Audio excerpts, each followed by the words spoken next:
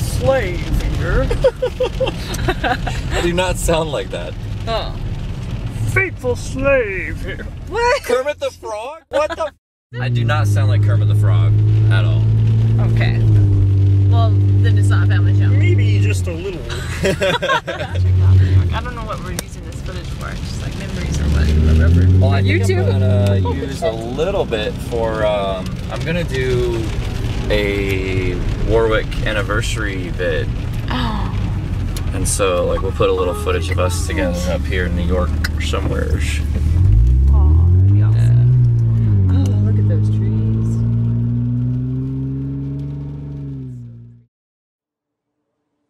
So yeah, Stacy came to visit me towards the end of October, and the leaves had already well begun to change into their autumn colors, and it was just surreal to be in the state of New York again with her during the autumn season, seeing these beautiful leaves.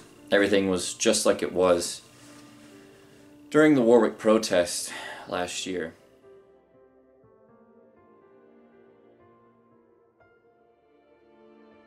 And man, the memories, they just all came back.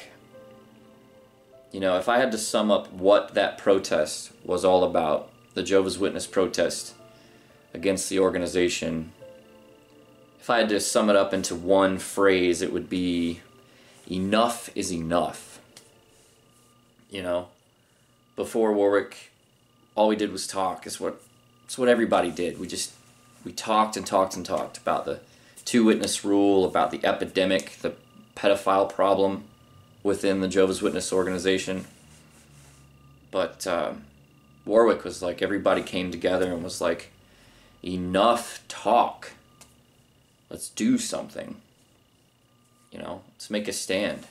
I don't know. I don't like to live in the past and feel like I talk about Warwick all the time, but it was a big deal, and I thought, you know, for the anniversary of that date last year, I'd do a little video just kind of summing up some of the protest and the effect that it had. So, Faithful Slave, enjoy. We're all just people that we met across social media and just decided to meet up. You guys this are all weekend. from Canada, or? No, all over the place. I'm from Nebraska. What goes on in the Watchtower? So what are the details with that? What was involved? She explained a little bit of some. I'll get you one of our the concern with cover up and things like that, right? Yes. Is this a specific location right here, or is it No. just It's just in globally, general. So actually. their headquarters is based in Warwick, New York.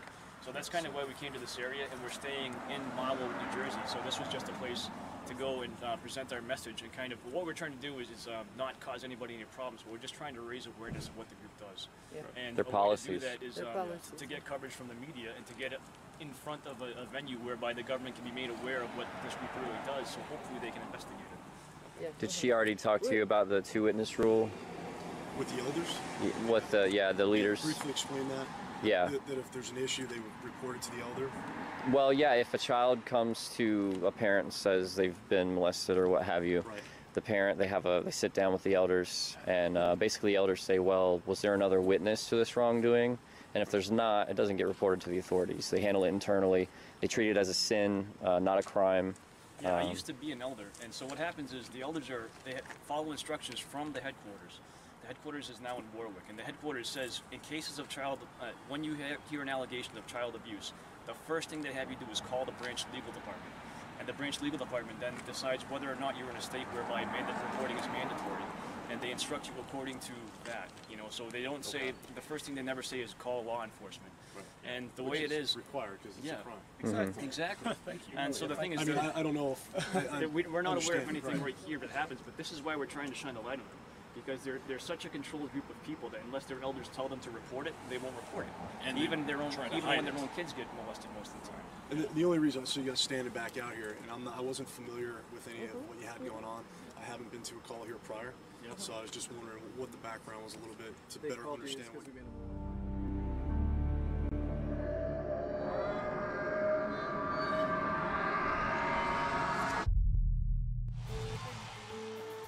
They call themselves the Vast Apostate Army, former Jehovah's Witnesses who are speaking out against the Christian sect they say covers up allegations of sexual abuse within its ranks.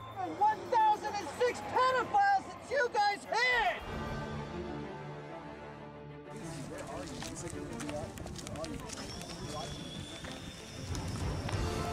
Warwick live on scene, and we're up, doing some good old-fashioned Someone asked murmuring about here. you. We're out sporting our Vast State Army apparel, which is all of the swag. We're totally lit these days, according to the kids. I want you to ask your elders about the two-witness rule, because the authorities are not called when children are abused unless there's two witnesses to said wrongdoing. We're going to ask you to leave, please. Okay, can I go out this way? All right. So just ask your elders, Very please. encouraging part this morning lined up. And also, the Watchtower Bible and Tract Society of New York is being investigated. I'm talking here, sir, I'm sorry. The Watchtower Bible and Tract Society of New York is being investigated for their child abuse policies. They require a two-witness rule that does not protect children properly.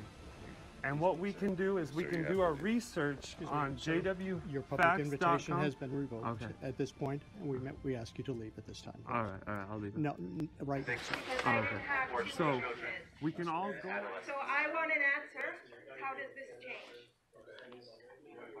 The Elder's Manual says if there's not two witnesses or a confession to leave it. Please look up jwfacts.com, because shunning is not biblical, especially if you leave the religion. If you've been wronged, raped, hurt, and you want to leave the religion, you're going to be shunned by your family for it. Oh, I wasn't invited. Today, they're bringing their allegations to a place they once revered. Deep in rural New York State, outside the small town of Warwick, this is Bethel, the world headquarters of the Jehovah's Witnesses. All right, let's do this. So, well, I'm on Facebook. You guys are watching live all over the world. We got people coming in from Australia and pretty much everywhere. The governing body inside knows the protesters are here, and despite the fact that it's raining, the compound's sprinklers have been turned on, full. Good afternoon, gentlemen. Can you hear me? So my name is Parker. We were hoping we could get one of the governing body members to come out and say hello and have a few words. Is that possible? So you know what? The site is closed at the moment, and the persons you're requesting, they're not available. Not available. Also, you may not know this, but this is private property. So your friends aren't able to be here. The two-witness rule has got to go. Kids are being molested, and they're not being turned into the authorities. The protesters may not have been heard. Thank you, gentlemen. Have a great day, okay? But they would later find out they were definitely seen. They're starting to block the main entrance. This video was taken from inside the compound, well behind that security. So, we're here at the gates of Warwick. And as you can see, we had a very warm welcome. You know, it's a rainy, cold, miserable day, and they've got the sprinklers on for us. That's epic. Hi! Get out of here, spoonhead. And then if you'll also notice, I don't know if you can see it, but there's a truck parked literally behind the gate. They literally think that we are going to storm the gate and try, I don't know, break in? I don't know, but they're freaking out. They're in panic mode for sure. I just got done walking up to the gate. And apparently they must think that we're going to storm the gate or something because they put extra security over there. They think we're literally going over the gate. Well, we are an army. They think that we're literally going over the gate. Do you guys see these people? Do you guys see that truck that's parked right in front of the gate? When you come back, there's going to be another wall right in front of Yeah, they'll probably up their security, sure. They'll have like a gun nest out here. like a prison style, lookout tower. Be on the watch out. Well, guys, thank you very much. I'm going to probably close the live stream because I'm getting kind of chilly and it's been a long weekend. But thank you so much, everyone. Again, thank you, thank you. Now, what is another circumstance that might quickly shaken our faith if we're not on guard? Well, it has to do with the apostates. Now, there's something that the apostates are talking about and trying to put forward. The media has picked it up. Others have also picked it up. And that is our scriptural position of having two witnesses a requirement for judicial action if there's no confession. why do you stick to this two-witness rule? And see, if you're not careful, that can do some tricks on your mind. Before a judicial committee can be convened, there has to be a confession or two witnesses. So we will never change our scriptural position on that subject.